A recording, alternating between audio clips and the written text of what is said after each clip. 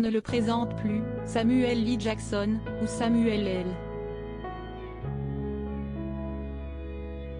Jackson, est une des plus grandes stars du cinéma hollywoodien.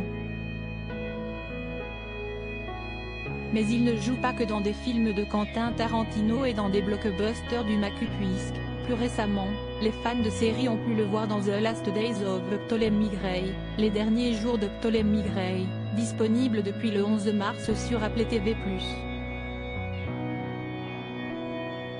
À l'occasion de la fin de la diffusion de cette mini-série adaptée du roman éponyme de Walter Mosley, Closer a pu interviewer cette légende du cinéma pour parler de son rôle, mais également des parallèles qu'il a pu faire avec sa vie.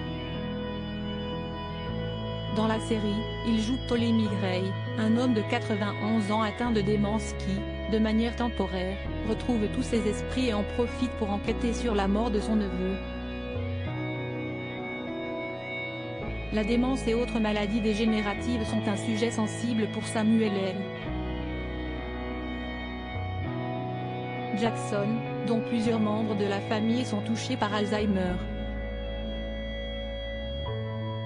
Est notamment pourquoi le personnage de Ptolemy Gray a été si important pour lui. C'est un personnage qui m'a beaucoup touché et qui a énormément tourné autour de ma vie privée, explique-t-il à Closer, avant de préciser, j'ai beaucoup de membres de la famille qui sont atteints de la maladie d'Alzheimer. Malheureusement, c'est quelque chose que je connais donc assez bien. C'est bien triste lorsque votre mère ou votre tante souffre de cette terrible maladie, car vous vous sentez totalement impuissant. La peine de l'acteur ressort bien à travers ses propos, et il reconnaît que cela l'a beaucoup affecté. Samuel L. Jackson rend hommage aux malades de la maladie d'Alzheimer a donc eu un impact très important sur ma vie privée. Je peux vous assurer qu'il n'y a rien de pire que d'assister à la détérioration physique et mentale des personnes qui vous sont les plus chères. Si son rôle dans la série d'Apple TV+ a donc rappelé des souvenirs douloureux à Samuel L.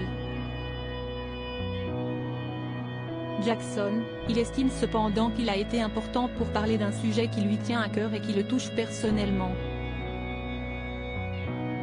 J'ai ressenti comme une sorte de chance cette opportunité de raconter et de montrer ce que ces malades peuvent endurer.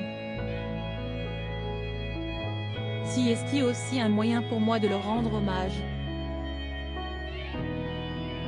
Il n'y a rien de plus beau pour un comédien que de pouvoir faire passer un message, conclut-il. Comment acheter Closer? Votre magazine est en vente à partir du vendredi 29 avril 2022 chez votre marchand de journaux, sur Android, iPad et sur Kiosque Mag. Loading widget.